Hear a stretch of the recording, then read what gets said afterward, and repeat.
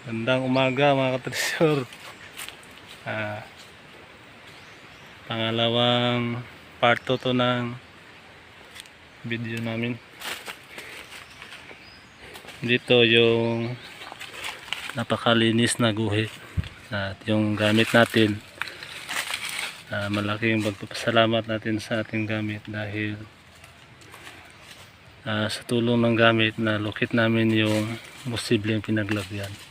Ang mga sign doon nakaturo, tapos pinagtataka namin kasi mayroong lumubog doon na lupa.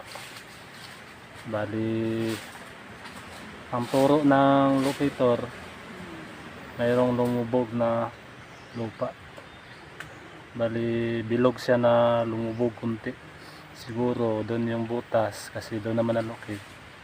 At sa tagal ng panahon, 8 years na bago nilibing na yun. Pag umuulan, lulubog talaga ng kunti. Meron siyang paglubog. Tingnan natin mga sign at puntahan na natin yung lumubog na area at nalukit na namin yun mga presyo. Hindi na namin ipapakita yung paglukit, pero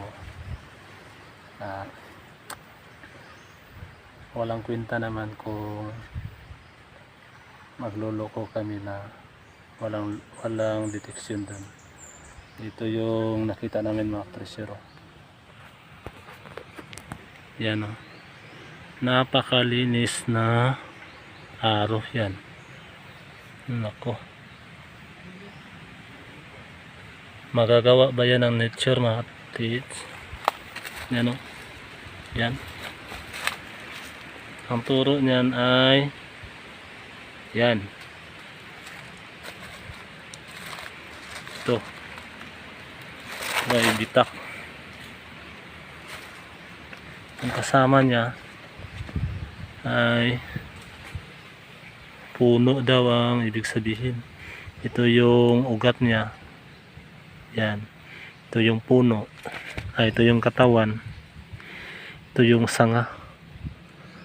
At wala siyang, balik kung mag-drawing sila, ito yung mga dahon, ito yung sanga, ito yung katawan, ito yung ugat.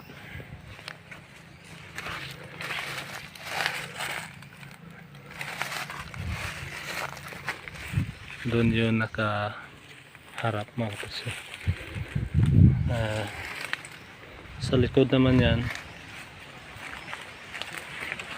ay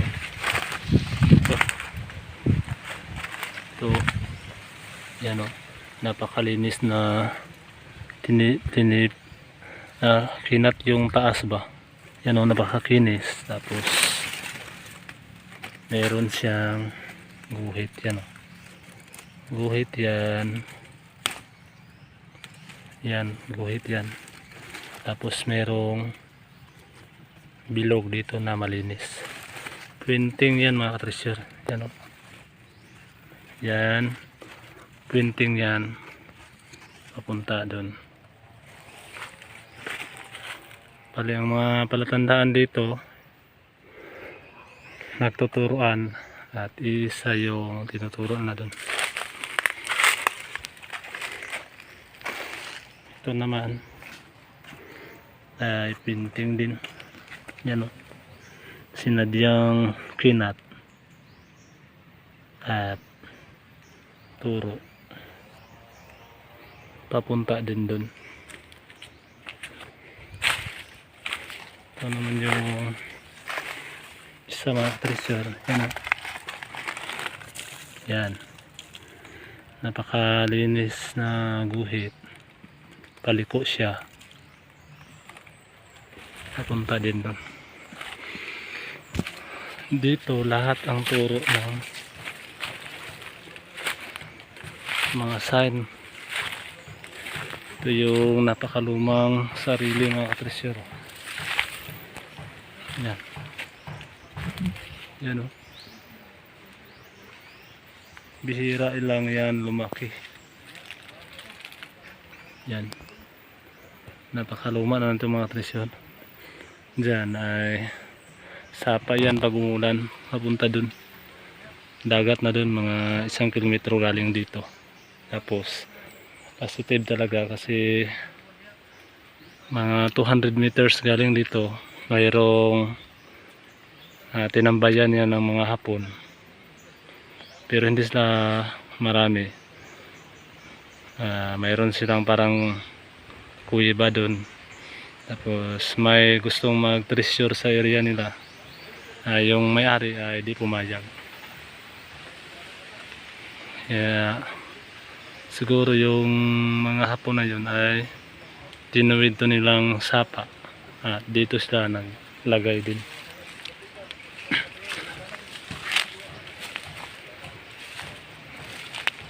Ito yun mga katresyor. Ito yung bato na ginawang aro. Yan o. 3 meters lang mula sa puno ng sarili ay ito yung bato na merong dot. Ibig sabihin dyan daw ay merong item. Bali dyan yung lumubog na lupa na bilog, tapos dyan ang nahanap namin yun dahil sa locator. Sa pinaglagyan nila ay wala ng palatandaan. Ito yung katabi niyang malaking bato ay mayroon din itong palatandaan. Sa mga katiits natin dyan na nanonood,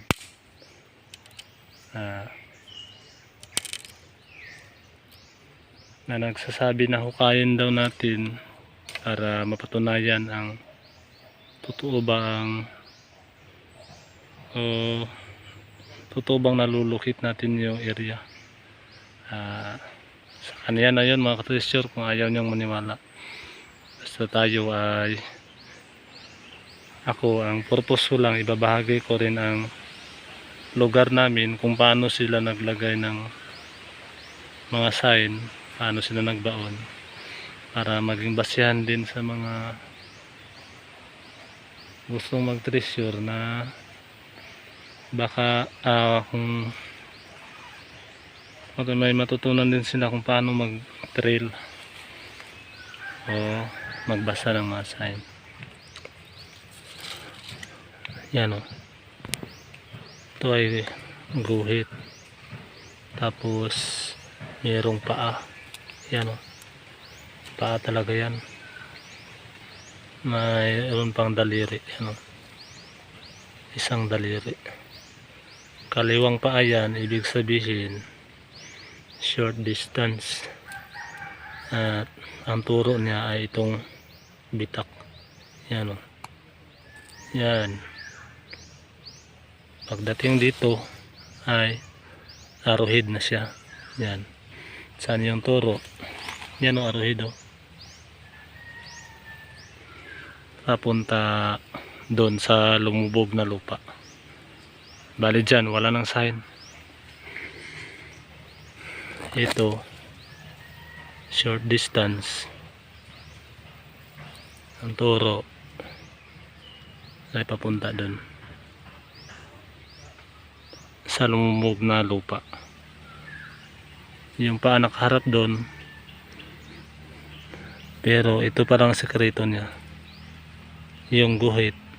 Tapos arrowhead na yan pagdating dito. Turo din short distance, mga 7 meters ay dito yung nalukit.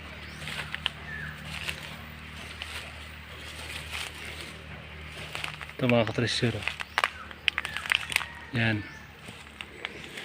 Sa area na to ay lumubog yung lupa. Yan o. Yan. O. Nakatungtong ako. Tapos palubog yun o. Yan. magtataka kayo kasi ito lang part na to ang lumubog at bilog pa. Diyan ay merong baliti, tapos